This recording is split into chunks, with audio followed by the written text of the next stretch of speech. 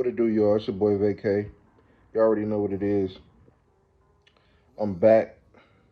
It's Monday. Everything is finally settled over the weekend. Y'all know what happened. The big fight, Errol Spence, Terence Crawford. I had Bud months prior to the fight going down. When the fight got announced, I said I had Bud. No disrespect to Errol. Errol, one of my favorite fighters as well. And I thought it was a 50-50 fight. Those who asked me about the fight, I was saying I really can't pick, bro. It's a 50-50 fight. The way Errol pressures, the way he hits you to the body, the way he just stays on you, and Bud being the smaller man coming up. But I always knew he was the stronger man. I kept telling him, Bud is the stronger man. His punch, it really is about his punch placement. His punch placement, his accuracy makes him the harder puncher, believe it or not. On top of the man being able to deadlift 400 and something pounds. If you haven't seen those videos, you need to go watch it. The man literally deadlifts four. Well, I thought it was like 450 something. But besides that, I thought it was still a 50-50. I thought Bud would win a decision. It was a possibility that Errol get knocked out, but I didn't see it happening that way. I thought somebody may have got knocked down, both of them, but not knocked out. I thought Bud would win the decision. So fight night comes, and round one was good. As I watched the fight, I looked at Errol. Errol wasn't bad, and he tried to be who he was. It's just Bud was that much better. And once Bud figured out that the jab would work, and I know he said they worked on that, they practiced that, but the jab from the shoulder, and it was so quick. I call it the get back jab. Like, get back, get back. You can't come in here. Like, that's what Errol do. He like to come in.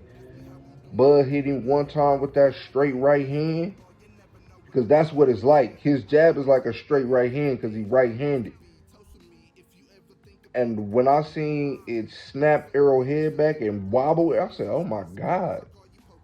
He ain't never been hit like that before. You could tell. And the same right hand that dropped Errol in the second round is the same punch that gave killed Brook in 8 count. It was the right jab, except for Bud hit Brook with a half jab, half hook. But he still hit Errol with that same, after the left, he hit him with the right hand. It's like a straight right, and he put him down. It was a flash knockdown, like he said, but that's how it was. After that, after the second round, it went downhill from there. Like Errol really only won round one. Although, like I said, I was watching the fight over. Errol was still on him. He was still doing. He hit Bud with a couple shots, but nothing that was too effective. And as you seen the fight go on, you seen Bud literally take the energy out of Errol, and like them punches didn't have no steam on them no more. Uh, Bud arms are so long. Like, we know, like, he got a 74-inch arm reach. But the fact that I think his punches hurt even more because you're always on the end of those punches. By his arms not being short, he don't gotta get in as much. Like, you're literally on the end of his fist coming at your face because his arms are so long, and you can't get out. Like, you try to get out, but he can still touch you. He's one of those fighters, and I'm like, I fully can understand every time. Like, if you go back and watch all the Bud's knockouts, you could just look at it when he places the punch. That's number one. Watch his punch placement, but watch how like much damage he do because of his arm length. and where his fist, and it is like uh somebody just, I can't remember the trainer that just said he was working out with Bud, and it was like a snapping. He turned his wrist over. When Bud lands a hook, you've seen it against Kell Brook, against Benavidez. When he lands a hook, he does turn his wrist over. Like, that man is so strong. Like, he got those orangutan arms. Like, if you watch when he just standing straight up and down and his arms almost reach his knees. Like, that's crazy. That's crazy for real. But back to the fight. Bud is the stronger man. Errol is the bigger man, but Bud was always the stronger man. I seen it in the knockouts. This man has stopped uh 10 straight opponents, and 8 of them not, well, 11, and 8 of them now being welterweights. So that means that man went up to a higher division and stopping all of them. So he's carrying the power over. And I don't want to hear it. Like, he was a little dude stopping bigger people. Now he's like, I ain't gonna hold you. Errol and his team's mistake is letting Terence Crawford grow into the weight. By him growing into the weight, he done really got that. He was already strong because he wrestled and like I said, deadlifting that amount of weight. But they don't let this man get into this division.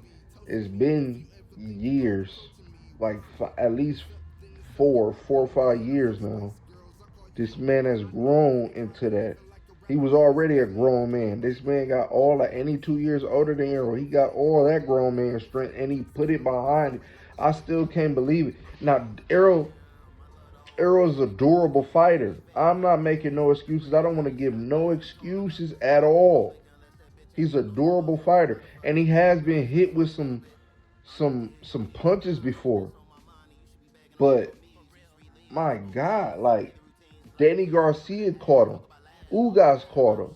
Sean hit him with some stuff. Like, I think he's I ain't gonna say he's been hit with the kitchen sink, but he's been hit with some shots. But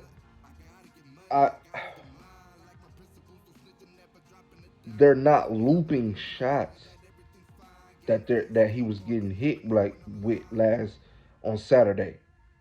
These were straight flush shots coming right at him.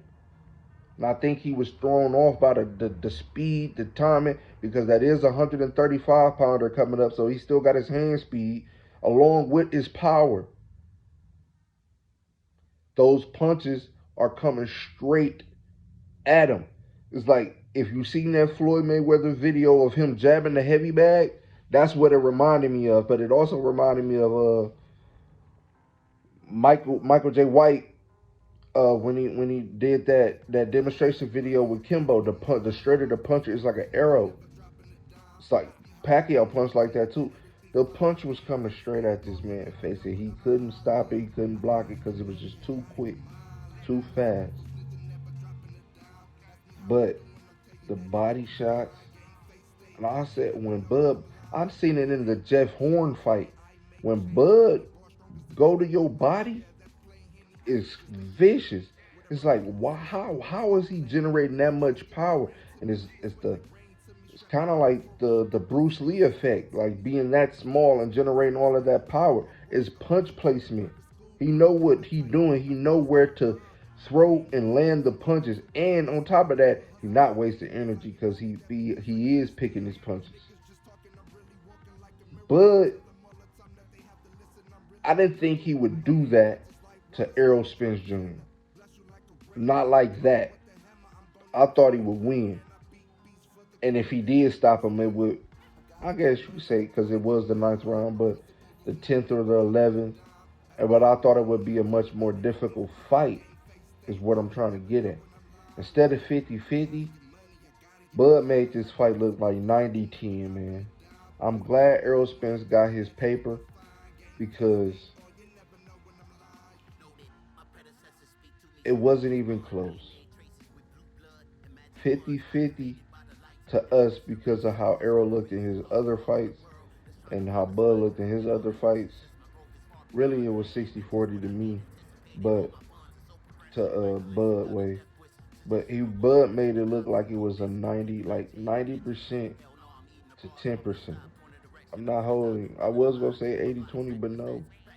Errol didn't do that much to make me consider that it was even close to being 50-50. So that's all I got to say. I've been wanting to say that before it got too late and it got out of sight, out of mind. But Saturday night, Bud showed us that he is a force to be reckoned with. He should have been getting these fights. Now we see why he wasn't getting these fights. Now it really does look like they ducked and dodged that man all those years. You weren't supposed to let him to grow into that. But it's your boy VK. Y'all let me know what y'all think about that. Like, subscribe, comment. Tell me what y'all think, man. And I'm excited to see what's going down in Bud Future. I'm a fan. Fellow Libra gang, you already know what's happening. It's your boy Vacate. Holla at me.